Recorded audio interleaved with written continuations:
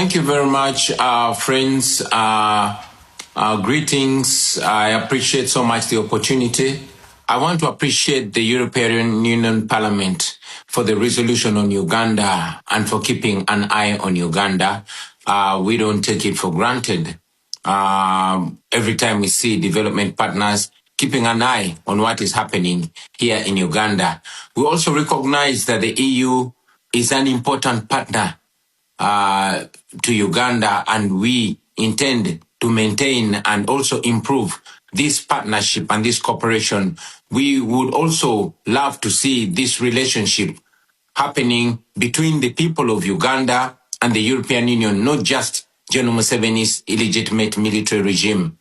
I'm still on the run. I'm still in hiding because of the continuing threats on my life since what happened on the 16th of January when my house was, my compound was raided and I fled my house.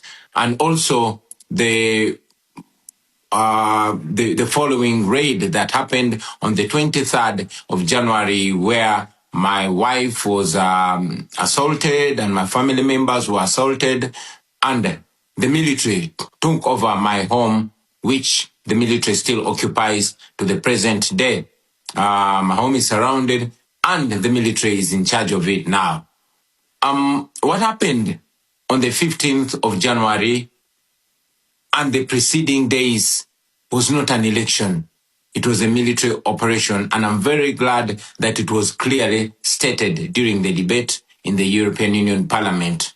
This violence started much earlier. It started on nomination day, and it went through the campaign trail. And I'm glad that the resolution mentions in specifics victims like Mesa Chokero, who was shot and killed, and also General Muhoozi Kainerugaba, who is the military chief and the son of General Museveni, came out on Twitter and,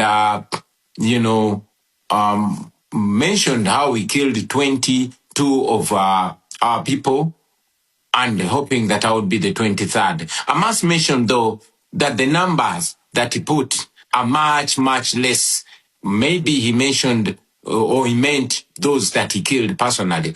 Otherwise, the numbers that we have of the victims, of the people that have been killed, are much more than 22. Many civil society organizations were closed down, especially those that are in the area of governance. It was mentioned, and I want to reiterate it again, that the internet was shut down 3 days before the election. Media houses were ordered not to relay the results that were happening and all that was going on ground on the polling stations, to ensure that there's a clear disconnect between what was happening in the polling stations and what was being relayed by the Electoral Commission. I'm very glad that Dr. Sarah Birete is with us today.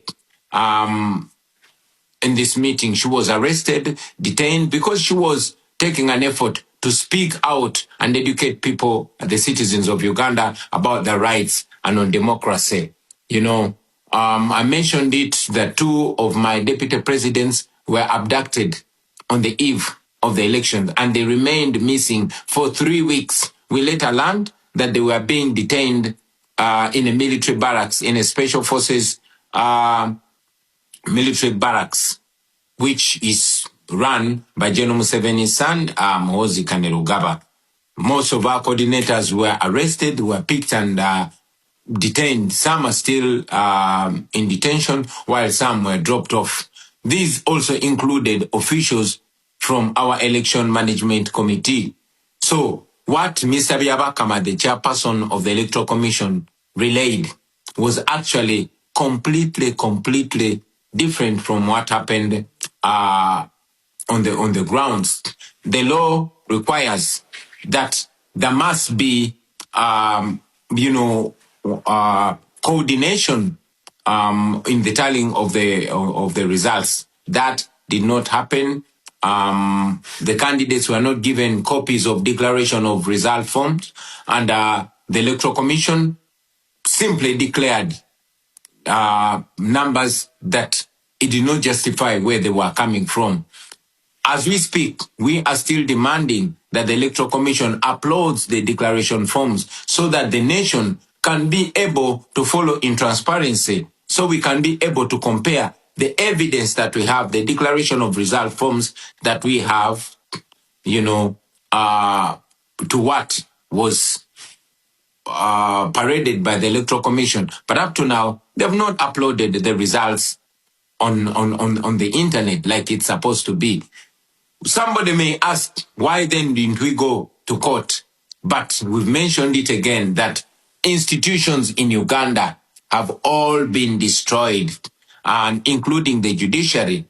The manner of appointment of the Chief Justice recently is evidence to that. The Chief Justice was sworn in General Museveni's farm.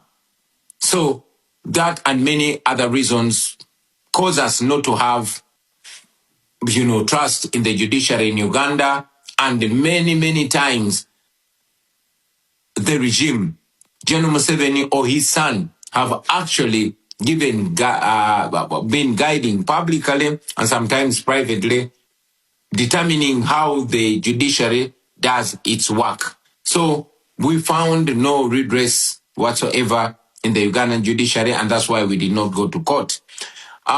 We have presented some asks which I want to reiterate here. We've asked for targeted sanctions that target particular individuals and regime officials that have, excelled in gross human rights violations. We believe that will curb their appetite in abusing, human rights, in undermining democracy, and to ensure that there's accountability for their crimes against humanity.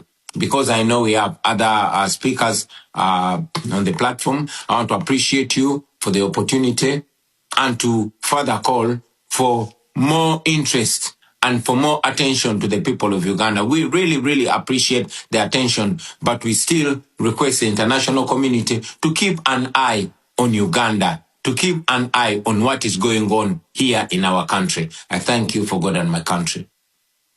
Thank you very much. I can promise we will do that. I make sure as a chair of the delegation EU Africa that we will keep an eye on Uganda and we will follow up the situation very closely.